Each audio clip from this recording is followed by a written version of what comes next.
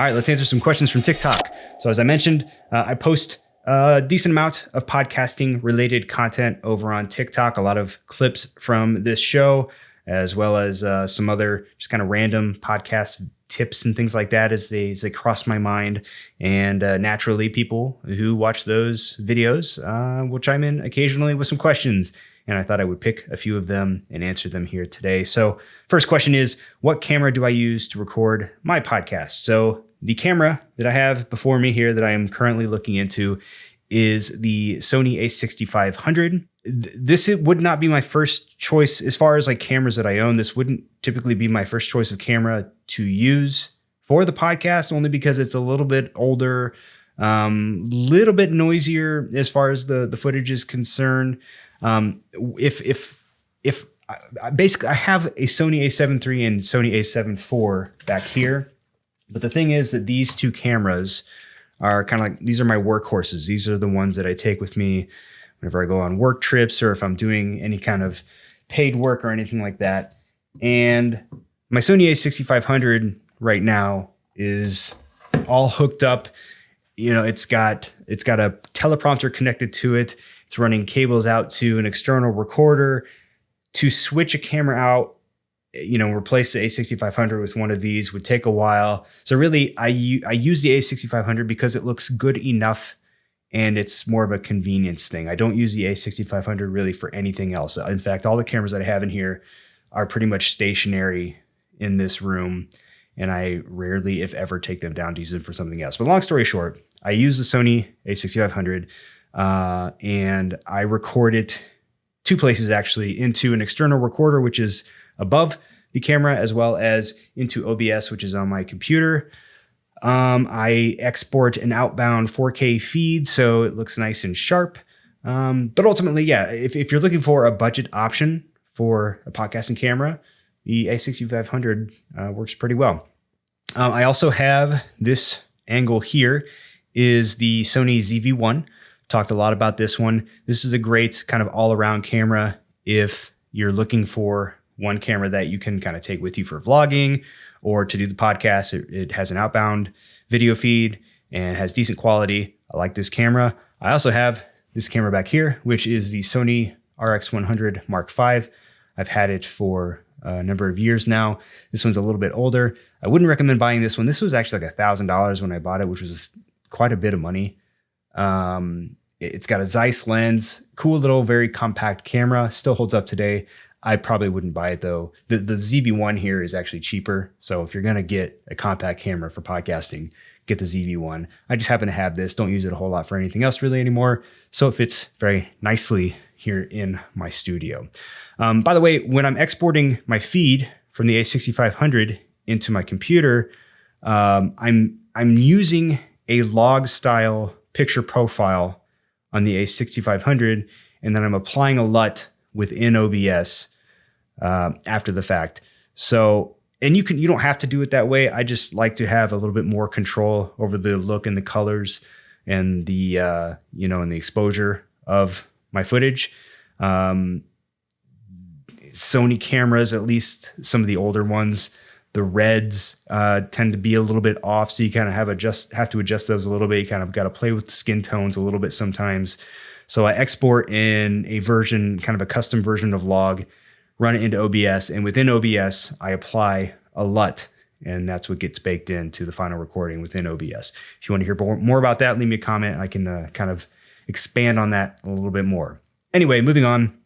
Another question I got is, how do you record longer than 30 minutes? Someone was curious because a lot of DSLR and mirrorless cameras don't allow you to record for longer than 30 minutes. So they were wondering about some ways to do that. So, and I mentioned this in a TikTok too, but interestingly, and I don't know all the particulars about it, but basically the reason that mirrorless and DSLR cameras are limited to 30-minute recording times comes down to like tariffs and taxes and how camcorders or how cameras are classified. So camcorders can technically record for as long as you need them to. But if you classify a camera as a camcorder, for whatever reason, it comes with an additional tax. And like the limit, the recording limit, I guess that determines it is 30 minutes. So anything under 30 minutes doesn't have to adhere to this classification. Again, this is all just kind of from memory from what I understand about it. But basically, camera makers that make DSLRs and mirrorless limit recording lengths to 30 minutes in a lot of cases in order to avoid paying additional taxes. There's a fun fact for you for the day. If I'm missing anything on that, let me know. But back to the question, how do you record for longer than 30 minutes? There's a couple things you can do. I've kind of already touched on some of them, but number one, you could get like a camcorder of some kind. I mean, you know, you're not going to have as many options as far as like manual controls on camcorders in a lot of cases, but you can use a camcorder and record as long as you need to, which is great. Or you can do what I typically do, which is, as I mentioned, record either into an external recorder and or OBS on a computer. So if you have a camera that can export a clean HDMI feed, so it's called a clean HDMI out, that's what you want to look for. You can run it into an external recorder like an Atomos Ninja 5 or any other external recorder that works with your camera, and or you can run that feed out of the camera into a capture card or something like an A10 Mini, which I have here, and into your computer and use something like OBS, which is AKA Open Broadcaster Software, and you record your outbound camera feed onto your PC. There's a couple pros and cons to that. The pros is obviously convenience. It's recording right into your computer. There's no file transfers that you have to worry about after the fact. Cons being, especially if you're running through a capture card, there's going to be a little bit of compression. Even though I'm sending out a 4K feed from the A6500, it gets downsized to 1080p in an A10 Mini and then into the computer. There's some additional compression that goes on there, so you're not getting the full quality, which is why, if you're able to, I would recommend recording into an external recorder. But if you're someone who likes to do a lot of live streaming, OBS is where it's at. It's definitely the best thing to have.